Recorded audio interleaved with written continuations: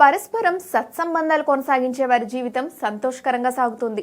Harvard study of adult development నిర్వహించిన అధ్యయనం కూడా ఇదే చెప్పింది. జీవితాన్ని ఆనందంగా ఉంచేవి డబ్బు, విజయాలు, కీర్తి ప్రతిష్టలు కాదని 85 ఏళ్ల సుదీర్ఘకాలం పాటు జరిగిన ఈ అధ్యయనం తెలిపింది.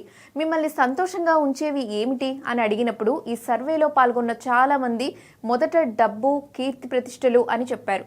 కానీ సంవత్సరాలు గడుస్తున్న కొద్దీ పరిశోధన జరుగుతున్న క్రమంలో అసలు వాస్తవం బయటపడింది. అత్యంత సంతోషంగా, ఆరోగ్యంగా ఎక్కువ కాలం జీవించిన వారు సంపన్నులు కాదని, గొప్ప పేరు ప్రతిష్టలు కలవారు కాదని ఈ పరిశోధనలో తెలిసింది.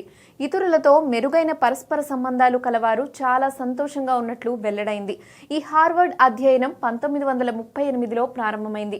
గ్రేట్ డిప్రెషన్ సమయంలో హార్వర్డ్ లో సెకండ్ ఇయర్ అండర్ గ్రాడ్యుయేట్లు 268 మంది దీనిలో పాల్గొన్నారు. కొన్ని సంవత్సరాల తర్వాత బోస్టన్ ఇన్నర్ సిటీ నైబర్హుడ్ నుంచి 456 మంది పురుషులను దీనిలో చేర్చారు. వీరంతా వేర్వేరు సాంఘిక, ఆర్థిక నేపథ్యాలు కలవారు. నిజమైన సంతోషానికి కారణం, రహస్యం ఏమిటో తెలుసుకోవడమే లక్ష్యంగా ఈ పరిశోధన జరిగింది. దశాబ్దాలు గడుస్తుండగా వీరికి వివాహాలు జరిగాయి, వైఫల్యాలు ఎదురయ్యాయి, వ్యాధులు వచ్చాయి, ఉద్యోగాలు, మాతృత్వం, పితృత్వం, పిల్లల పెంపకం, వృద్ధాప్యం వంటి దశలు వచ్చాయి. వీరిని క్షుణ్ణంగా పరిశీలించినప్పుడు నిలకడగా వెల్లడైన అంశం ఒకటే, అది పరస్పర సంబంధాలే మన జీవితాలను మిగిలిన వాటికన్నా ఎక్కువగా తీర్చిదిద్దుతాయనడం. ఈ సర్వేలో మొదట్లో పాల్గొన్న వారి వారసులు 1300 మంది ప్రస్తుతం ఈ అధ్యయనంలో పాల్గొన్నారు.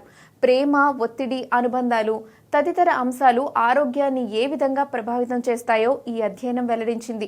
డబ్బు, పేరు ప్రతిష్టలు సంతోషాన్ని ఇస్తాయని చాలా మంది భావిస్తారు.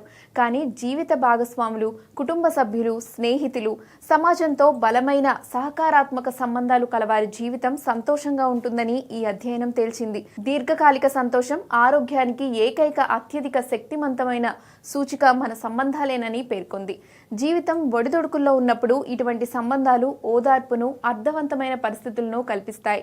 శారీరక, మానసిక కుంగుబాటు సమయాల్లో భరోసాను ఇస్తాయి.